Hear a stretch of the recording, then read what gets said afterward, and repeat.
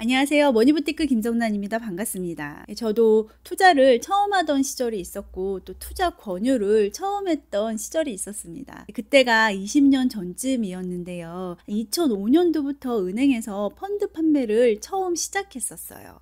저는 그때 이제 굉장히 어렸고 그렇지만은 이제 위에서 저를 이제 교육시켜 주면서 펀드를 판매해야 된다라고 이야기를 해 주더라고요.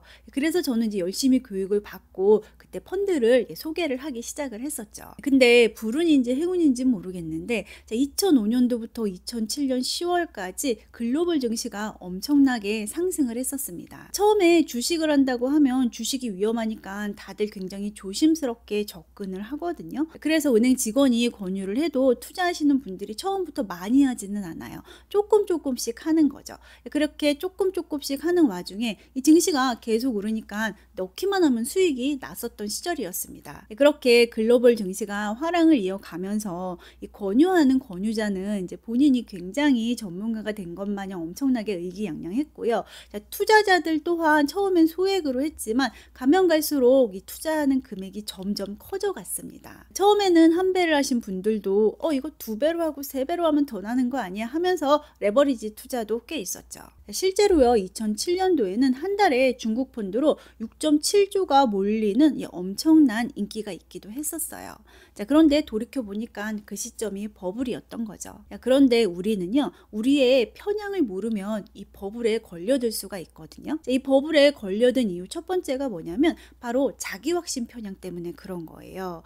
돈을 또 넣기만 하면은 계속 수익이 발생이 되고 또 뉴스도 계속 좋다고 하고 은행 직원도 좋다고 하니까 은행 직원도 그렇고 이 가입을 하는 투자자도 그렇고 모두 자기 확신 편향에 사로잡혀서 이 상품을 가입을 하게 되는 겁니다. 그리고 이러한 자기 확신 편향으로 주변에서 너도 나도 가입할 거잖아요. 친구 따라 강남 간다고 다 같이 군지 편향으로 그 고점에서 가입을 하게 된 거죠. 그리고 막판에 버블 시점에서 나타나는 게 바로 포모 현상이라고 있는데요.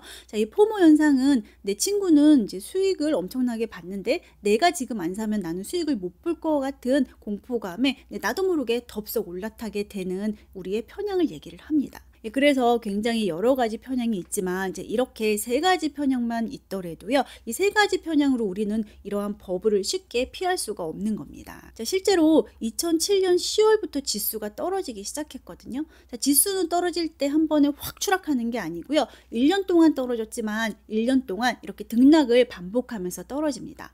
첫 번째로 떨어져서 반등이 올 때는요, 이때까지는 투자자들은 괜찮아요. 왜냐하면 뉴스에서도 반등할 거야, V자 반등 올 거야 이렇게 얘기를 하기 때문이죠. 그리고 나서 이때 추가로 담는 분도 있으세요. 그런데 두 번째 폭락이 옵니다. 이 두 번째 폭락이 오면 약간 패닉이 오죠.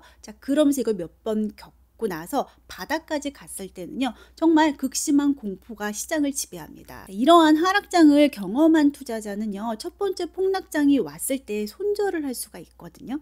그런데 일반 투자자분들은요, 또 손실 회피 편향이라고 있어요. 손실 짓는 거 굉장히 고통스럽잖아요. 그리고 증시가 이렇게 떨어졌다가 반등하는 시점에는요, 뉴스에서 두 가지 의견이 팽팽하게 갈려져서 나오는데요. 증시는 앞으로 더 떨어질 거다, 조심해라. 아니다, V자 반등할 거다, 이러한 뉴스가 다 나와요. 그럼 이럴 때 또 우리의 편향이 발동하게 되는데 그게 바로 확증 편향이에요. 증시가 오른다는 뉴스만 듣는 거예요. 왜냐하면 떨어진다는 뉴스는 고통스럽잖아요. 듣기가 싫은 거죠. 그러면서 이게 손실 회피 편향하고 겹쳐지면서 손절을 하지 않고 버티게 되는 겁니다.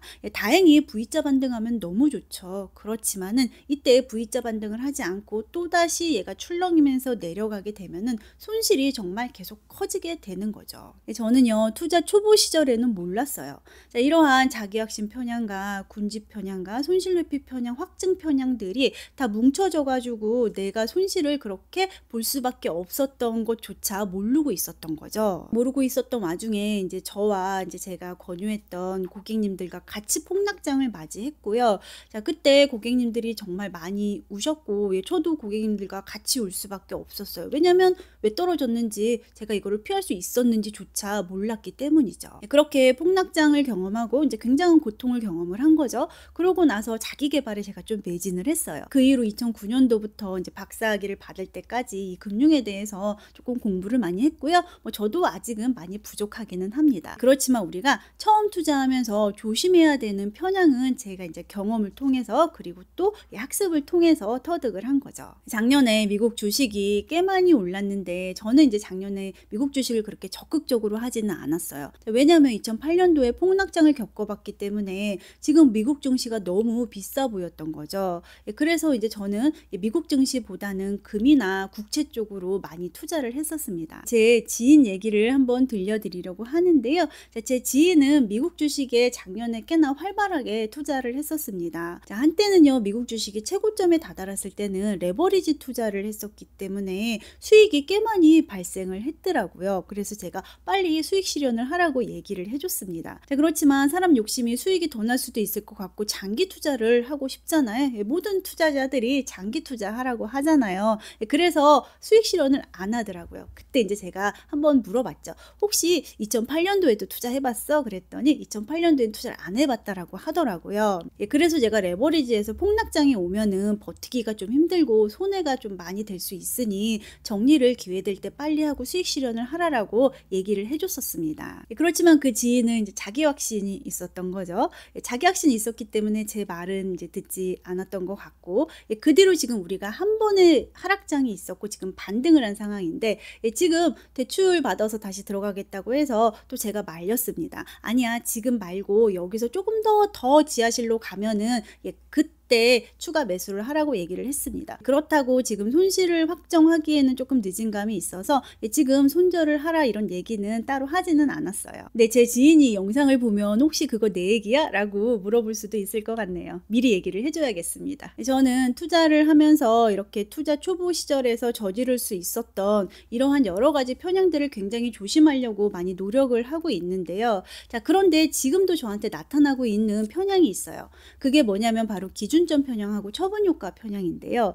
저 같은 경우에 제가 살려고 생각했던 그 가격에 못 샀는데 얘가 오르잖아요. 그러면은 더 이상 못 사는 그런 편향을 가지고 있더라고요. 실은 추세가 만들어지면 사기도 해야 되거든요. 또 그리고 설사 잘 샀다고 하더라도 이게 조금 오래 올라갈 것 같으면 그냥 얘를 조금 더 들고 있어야 되는데 자꾸 수익 실현을 하는 편향이 저한테 있습니다. 그래서 제가 이제 작년부터 금에 꾸준히 그렇게 투자를 했음에도 불구하고 저의 수익 금액은 그렇게 크지 않거든요. 왜냐하면 계속 중간에 이제 잘라서 수익 실현을 했기 때문이에요. 실은요, 제가 지난주에도 금주식에 들어갔는데 며칠 만에 수익이 20% 나니까 빼야 되겠더라고요. 여전히 제가 처분효과 편향을 가지고 있는 거죠. 그렇지만 금도 지금 너무 고점에 다다르고 있어서 언제 제가 고점에 물릴지 몰라서 이제 굉장히 조심스럽게 접근을 하고 있습니다. 저 같은 경우에 투자 중고급 정도 된다고 보면은 이제 투자 초보 시절에는 굉장히 큰 손실을 볼 수 있는 편향을 갖고 있었던 것 같고, 지금 중고급 시절에는 수익을 조금 더 크게 보지 못하는 편향을 가지고 있는 것 같아요.